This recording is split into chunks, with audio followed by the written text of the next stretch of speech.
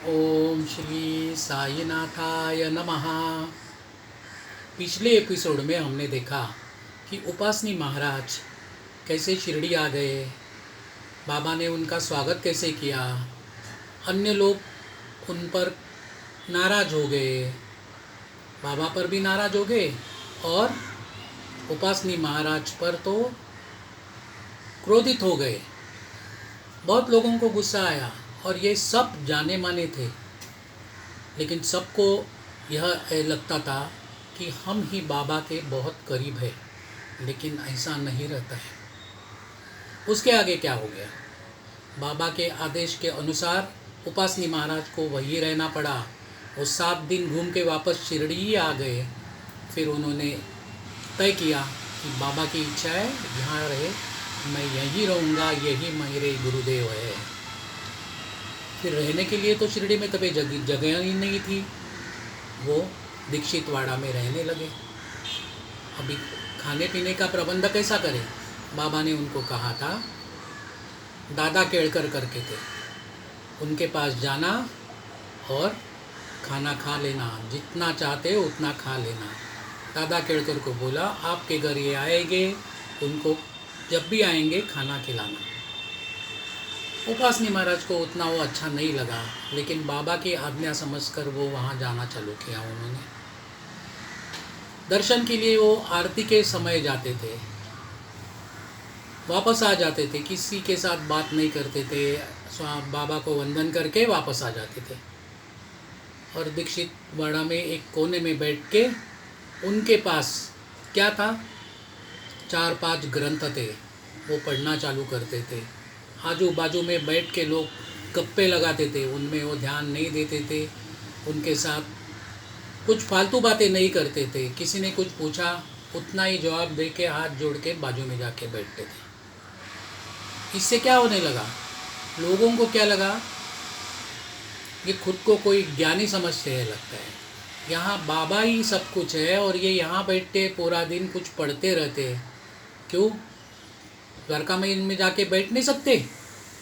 बाकी लोग वहाँ जाते थे और तब तक नहीं निकलते थे द्वारका में से, जब तक बाबा उनको निकालते थे, तब तक कोई नहीं निकलता था। लेकिन ये सिर्फ 2 मिनट दर्शन लेके आते थे।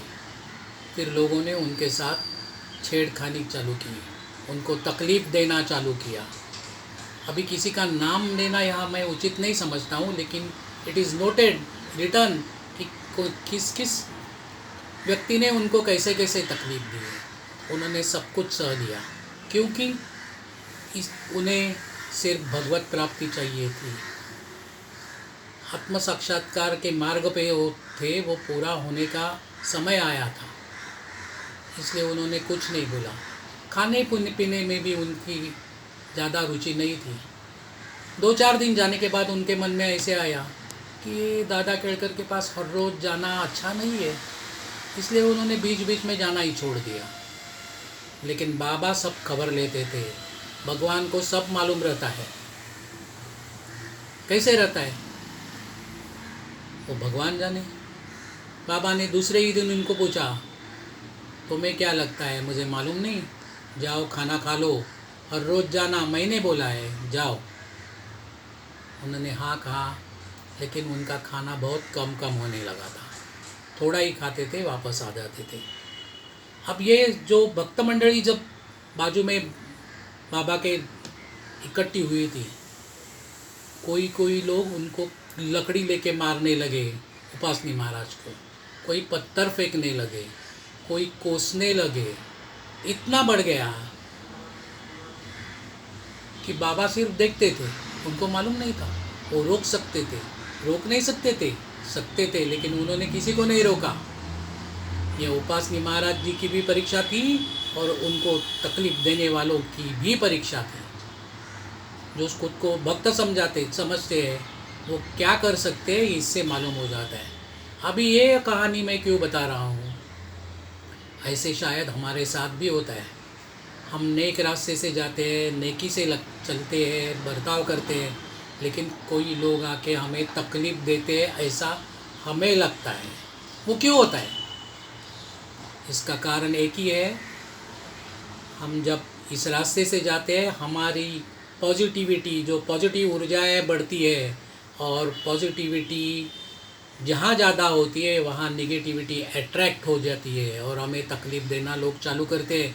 तभी हमें लगता है हम भगवान का नाम लेते हैं इसलिए लोग तकलीफ़ देते हैं। नहीं, ये हमारी परीक्षा है, इनमें उत्तीर्ण होना हमारा कर्तव्य है, इसलिए यह कहानी मैं सुना रहा हूँ। अभी जैसे देखिए, हम मंदिर में जाते हैं, प्रार्थना स्थलों में जाते हैं, मठों में जाते हैं, वहाँ जाके हम क्या करते हैं? सब लोग 100% लोग जाते वहाँ वंदन करते हैं, भगवान से कुछ मांगते हैं, भगवान के पास अपना दुख व्यक्त करते हैं। यानी क्या करते हैं? हम में जो निगेटिविटी है वो भगवान के चरण के इधर छोड़ते हैं।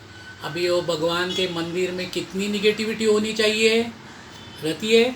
बिल्कुल नहीं रहती, क्योंकि वो मूर्ति में स्थित भगवान का चैतन्य उसे एब्सॉर्ब भी करता है और नष्ट भी कर देता है। इसलिए वहाँ हमेशा पॉजिटिविटी, प्रसन्नता, खुशी लेके हम वापस आते हैं।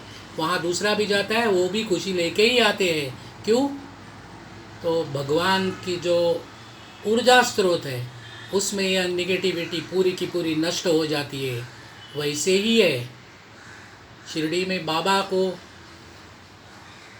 कुछ भी निगेटिविटी का डर ही क्या, आ ही नहीं सकती थी, लेकिन वो देख रहे थे इन भक्तों को सुधार नहीं सकते थे, लेकिन ये भक्त ही नहीं होंगे, शिष्य तो नहीं थे, किसी को शिष्य नहीं बोला, इसलिए वो क्रोधित हो गए सब भक्त।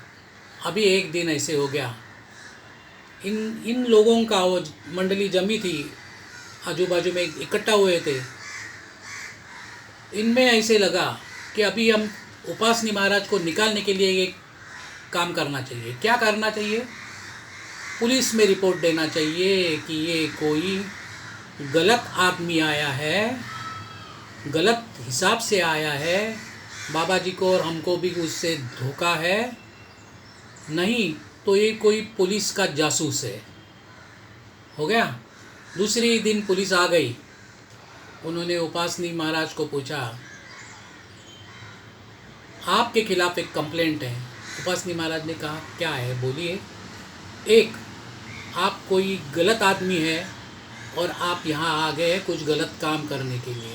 उन्होंने कहा, ऐसा आपको लगता है तो आप मुझे पकड़ के लेके जाइए, आपको ऐसा लग रहा हो मैं गलत आदमी हूँ तो मुझे बताइए। फिर उन्होंने पूछताछ की, तब मालूम हो गया कि ये तो एक प्रख्यात डॉक्टर है, आयुर्वेदिक वैद्य है।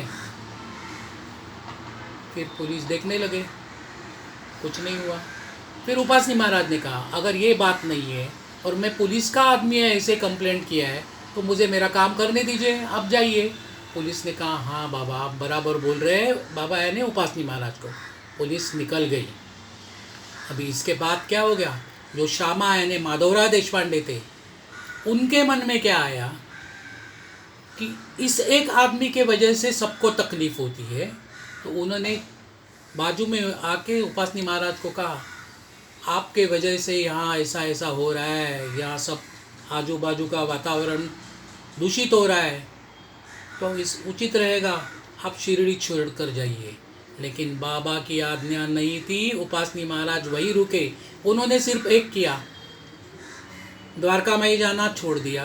और बाबा जब प्रातः विधि के लिए लेंडी जाते थे, वहाँ खड़े रहते थे, उनका दर्शन लेते थे और वापस आके अपने स्थान पे भगवत चिंतन में पूरा दिन बिताते थे। अभी इसके बाद क्या हुआ वो अगले एपिसोड में मैं बताऊंगा, लेकिन इस कथा से हमें बोध लेना है, कोई भी हमें कितनी भी तकलीफ़ दे, हमारा नेक रास्ता कभी भी नहीं छोड़ना है। अगर उस मार्ग से हम फिसल गए तो हम भगवान से फिसल गए, यह याद रखना है। और भगवत चरण दृढ़ता से पकड़ के रहना है। ओम श्री साईनाथाय नमः।